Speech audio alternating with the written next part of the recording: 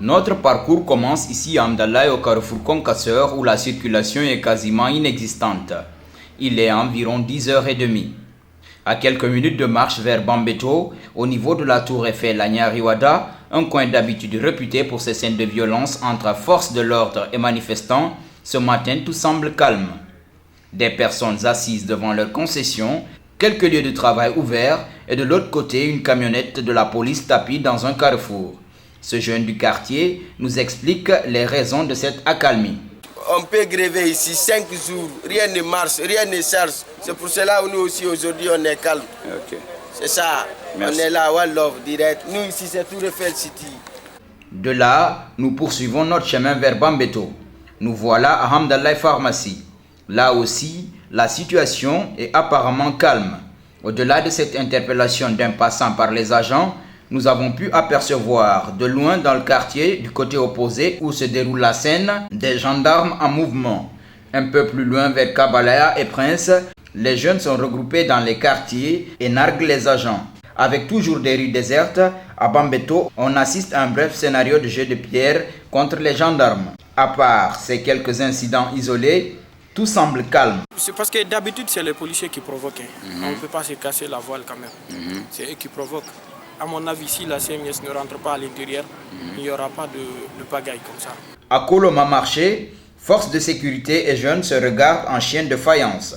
Ici, les jeunes se sont organisés pour empêcher tout affrontement et barricade, permettant ainsi aux femmes de vendre leurs fruits. Il y avait un dispositif très important de sécurité allant jusqu'à 7 pick-up ce matin, mais ils nous ont trouvés ici et on a essayé de causer avec eux, soi-disant qu'il n'y aura pas de la pagaille aujourd'hui chez nous ici. Parce que compte tenu de la situation passée, nos parents avaient vraiment souffert.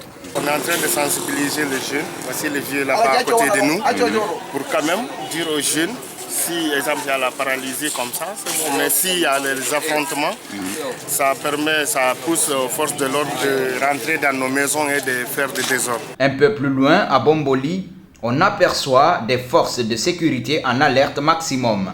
Quelques interpellations de passants et de tirs au loin.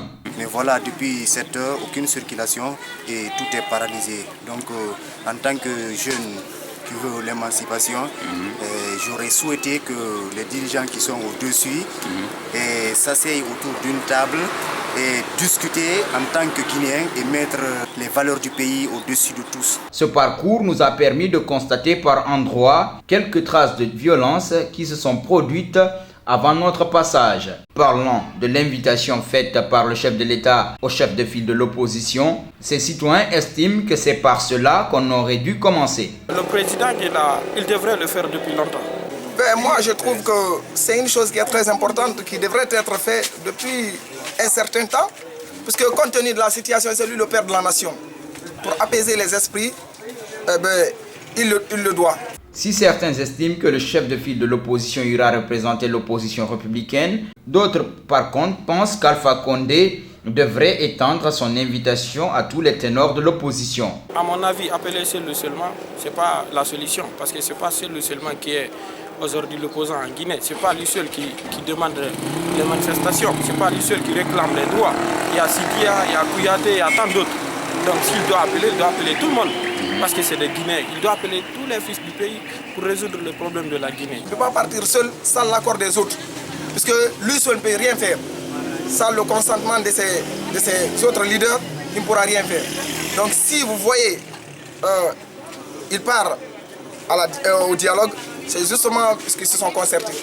Pendant ce parcours de notre équipe qui s'est terminé à Kosa à 13h, aucun incident majeur n'a été signalé.